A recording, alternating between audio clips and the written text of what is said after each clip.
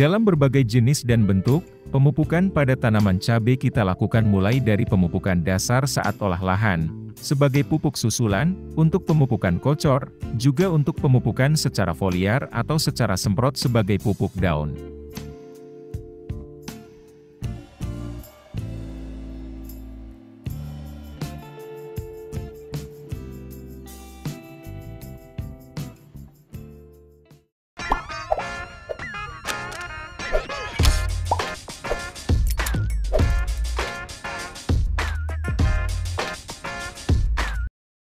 Lain lahan, lain pula jenis tanahnya.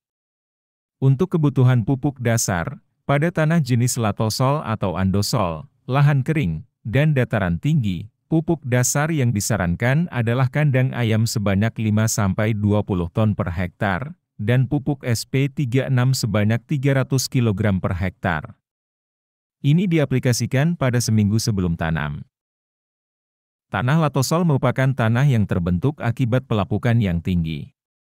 Jenis tanah ini memiliki kandungan besi dan aluminium yang tinggi dan mengalami oksidasi, sehingga warnanya kemerahan. Teksturnya seperti lempung tapi remah hingga gumpal. Tanah yang seperti ini biasanya ada pada daerah Sulawesi, Lampung, Kalimantan Timur Barat, Bali, dan Papua.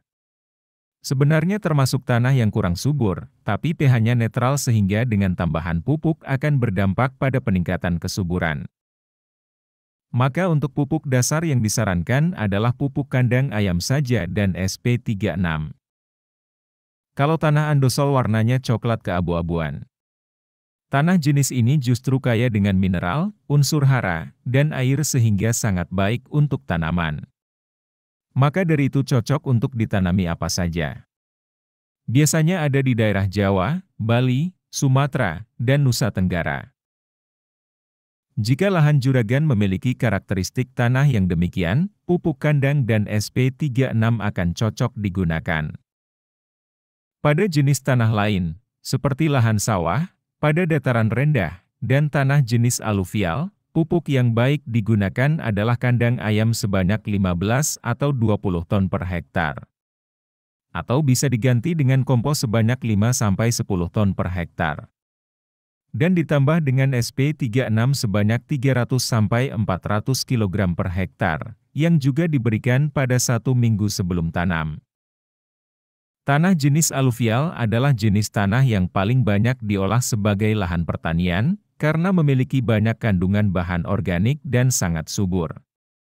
Teksturnya sangat mudah diolah dan berwarna coklat, hitam, keabu-abuan. Umumnya banyak ditemui di daerah Kalimantan, Sumatera, Jawa, Sulawesi hingga Papua.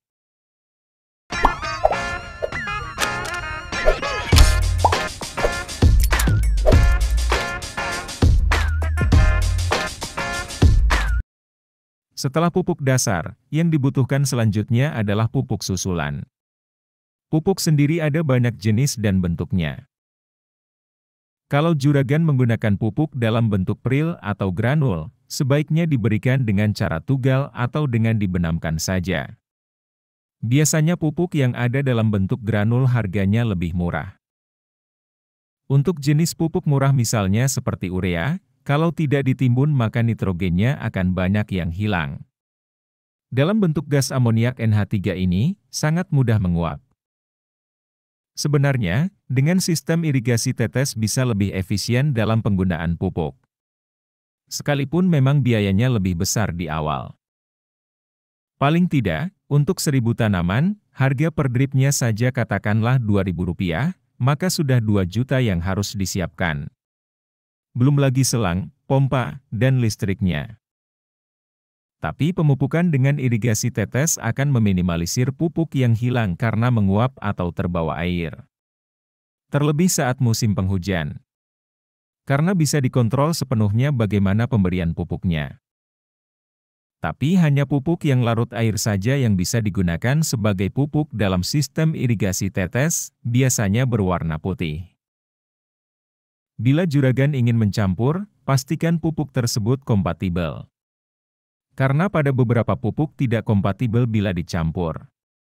Dan jika nekat dicampur akan mengkristal, nantinya malah membuat penyumbatan pada sistem irigasi. Misalnya seperti fosfat dengan kalsium, sulfat dengan kalsium, magnesium dan fosfat. Dalam video ini, juga dijelaskan beberapa pupuk yang tidak boleh dicampur. Kita juga perlu memperhatikan konsentrasi pupuk yang akan diberikan, tidak ketinggalan suhu airnya. Umumnya, pada suhu yang relatif tinggi, pupuk akan lebih mudah larut. Sementara pada air dingin, pupuk harus dicampur sedikit demi sedikit.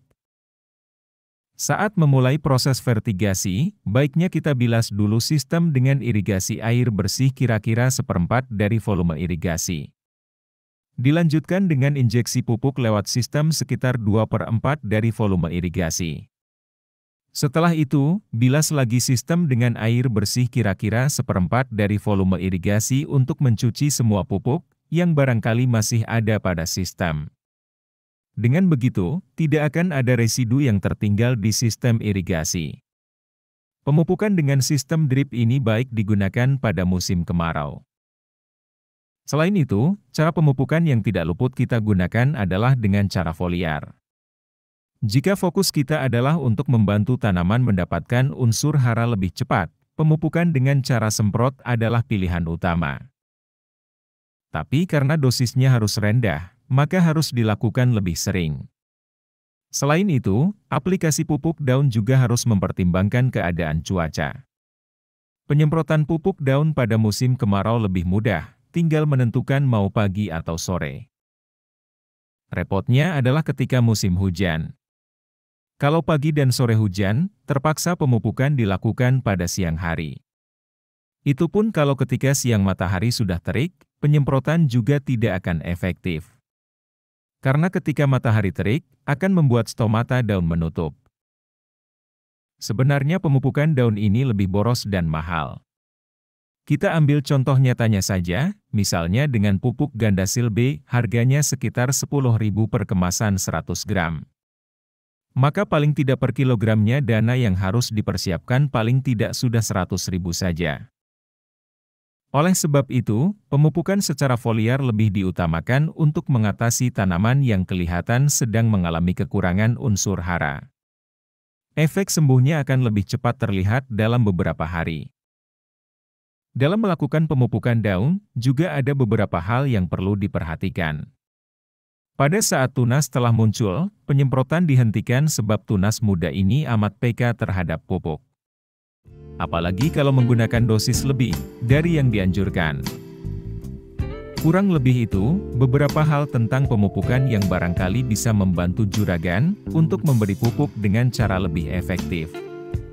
Sedikit banyak semoga bisa membantu, dan sampai jumpa lagi pada pembahasan berikutnya.